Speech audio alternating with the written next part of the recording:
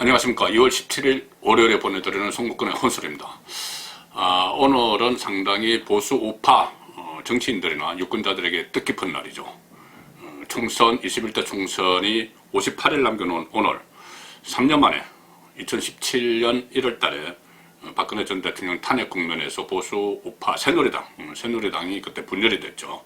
분열이 돼서 한국당과 바른정당 이렇게 나눠서 쪼개졌는데 3년 만에 총선 58일 앞두고 3년 만에 다시 하나로 합쳤습니다.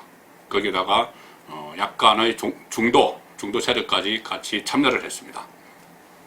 자, 자유한국당과 새로운 보수당, 또 미래를 향한 전진 4.0 전진당, 그 이현주 의원이 창당한 당이죠. 이 정당들이 합친 미래통합당이 오늘 공식 출범을 했습니다. 오후 2시에 국회의원회관에서 출범식을 가졌고 약칭은 통합당 이렇게 하기로 했고, 상징색은 밀레니얼 핑크 이렇게 정했습니다. 이 통합식을 갖고 당명이 바뀌고 또 색깔이 바뀌고 여러 가지를 새롭게 출발해보자. 총선이 임박했지만은 어쨌든 빨리빨리 정리해서 출발해보자 하면은 다음에 바뀔 것은 사람이죠. 바로 공천입니다.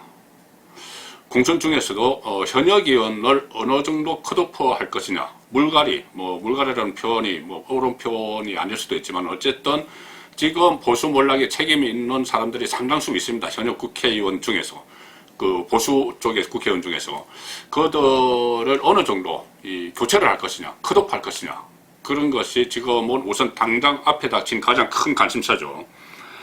현재 지금 비례대표는 예외입니다. 왜 그러냐면 비례대표는 현재 의석 5석의 미래한국당이 통합당의 자매 정당으로서 나가서 따로 이제 활동을 하고 있습니다. 현재 5명이 있고, 그 상태에서 이 지역구에 내세울 의원들 어떻게 그 물갈이를 어느 정도를 하고 교체를 어느 정도를 하고 그 자리에 누구를 또 채울 것인가, 그것도 문제죠. 현재 이 통합당은 113석으로 출범을 했습니다. 113석. 그런데 그 중에서 한국당이 105석, 새 보수당이 7석, 전진당이 1석입니다. 그러니까는 컷오프, 이 현역 의원들을 컷오프를 하게 되면은 한국당 출신 위주로 다 할 수밖에 없죠. 100석이 넘으니까. 다른 당은 7석, 1석 이러니까. 자, 그런데 이 컷오프 작업을 한국당 공천관리위원장을 했던 김용호 위원장 체제가 그대로 이 통합당으로 들어와서 컷오프 작업을 하게 됩니다. 그런데 김용호 공관위원장이 이끄는 공관위는 또 당 지도부도 공유를 하고 있을 겁니다. 이미 현역 의원 컷오프 대상, 현역 의원 컷오프를 해야 될 사람, 정치권에서는 살생부 이렇게 부릅니다. 그 살생부를 사실상 손에 쥐고 있습니다.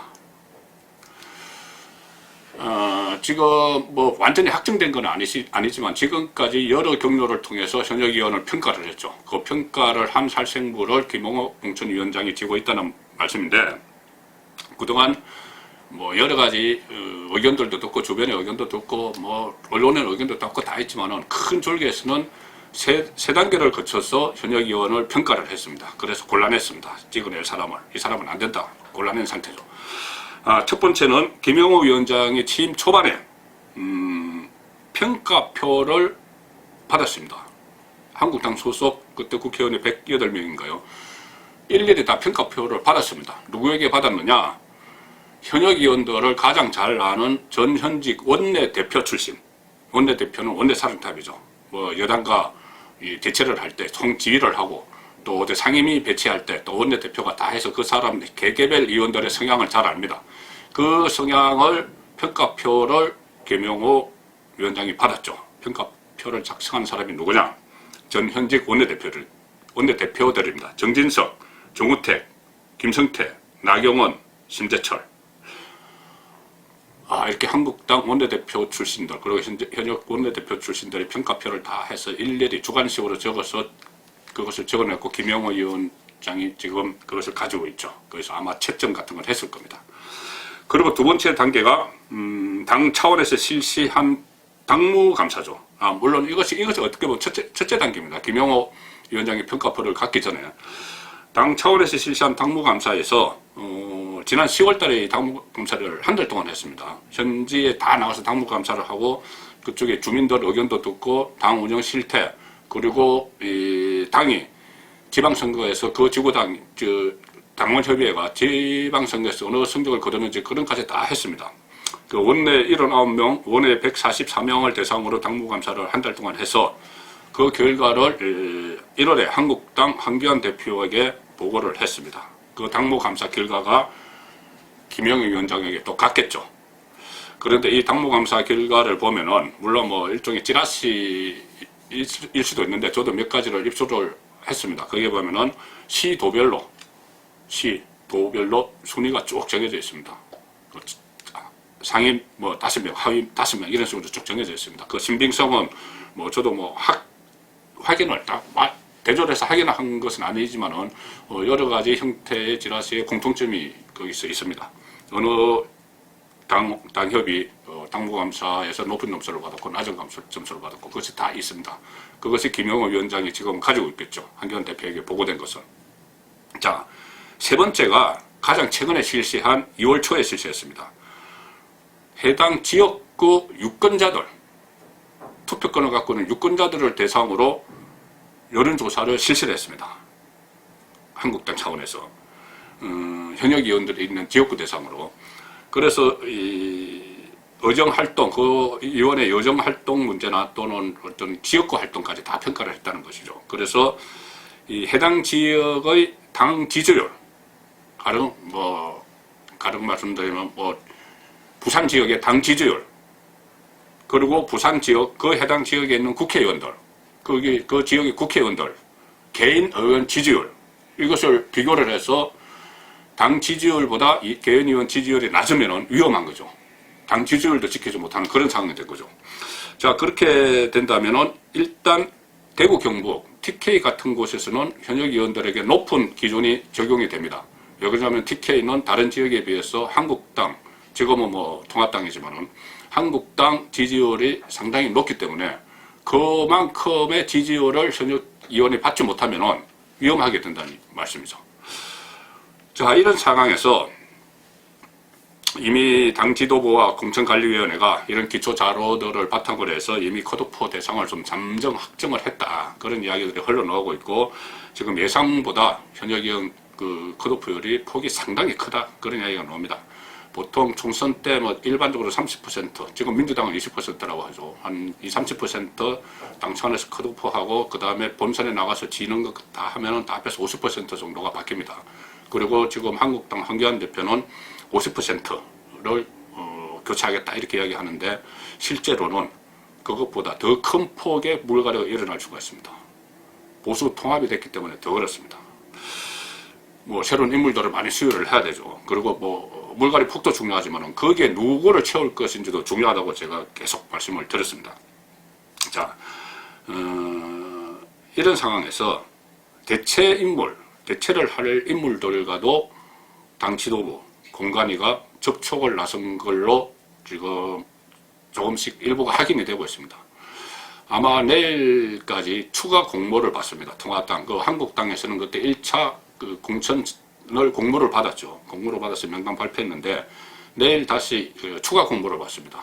통합이 된 상태에서. 그러면 추가 공모자들이 더 많이 올 겁니다. 아마 그 공모자들을 보면은, 물론 공개로 신청하는 사람도 있고 비공개로 신청하는 사람도 있을 텐데, 그 공모자의 면면을 보면은, 2차 공모자 면면을 보면은 어느 정도 현역 의원이 위험한 지역이 윤곽이 드러날 것 같습니다.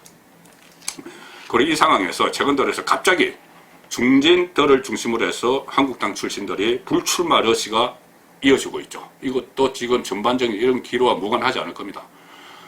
다 그런 것은 아니지만, 불출마하는 현역 중진들이 다 그런 것은 아니지만, 그 중에 일부는 뭐 중진이니까 다 채널이 있죠. 1월 살생부가 이미 뭐 거의 사실상 확정된 게 있다, 이런 것을 정보를 입수하고 불명예스러운 퇴진보다는 명예퇴진을 선택하기 위해서 이 불출마 선언한 경우도 있을 것이다, 그 말이죠. 다 그런 것은 아닙니다. 뭐 정말 어떤 원죄, 김승태 의원이 말한 것처럼 원죄론 이런 것 때문에 찬탄하는 의원들도 있을 것이고, 또는 아니면은 비례정당, 미래한국당으로 가기 위해서 하는 사람들도 있을 겁니다. 그런데 그런 명예를 지키기 위해서 불출마 선언을 하는 경우도 없지 않을 거라는 말씀입니다. 나중에 뭐 뚜껑이 열리면 알게 됩니다.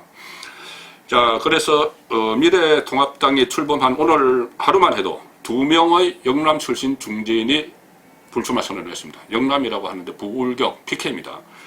5선 정가비원 의원, 울산 중구죠. 4선 유기준 의원 두 사람이 오늘 불출마를 잇따라 선언을 했습니다. 모두 친박계로 분류되고 있는 그런 상황이죠. 그리고 또 어제 그제 이 사이에는 서울의 김성태, 박인숙 의원이 불출마를 선언을 했죠. 그래서 모두 합해서 17명이 지금 불출마를 선언한 상태입니다. 한국당 출신 중에. 그런데 이 17명이 일부 수도권 외에는 부산, 울산, 경남에 집중되어 있습니다.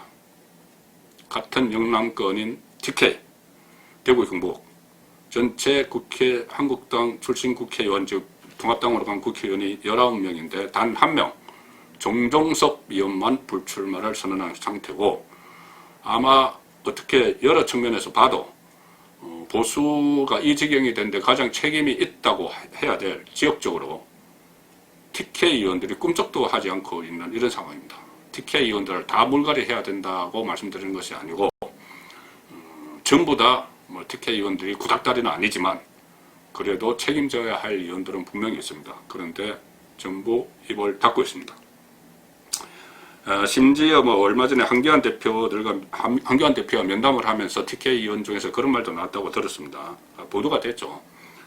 TK가 당의 식민지냐 이렇게 반발을 했다고 합니다. 그런데 제 생각에는 오히려 주민 뜻과는 상관없이 대구 경북 유권자들 대상으로 하면은 현역의원 갈아야 된다는 말, 그 비율 상당히 높습니다. 다른 지역에 비해서.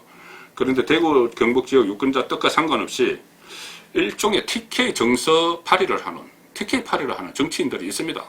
그렇다면은 오히려 제가 반문하고 싶은 것은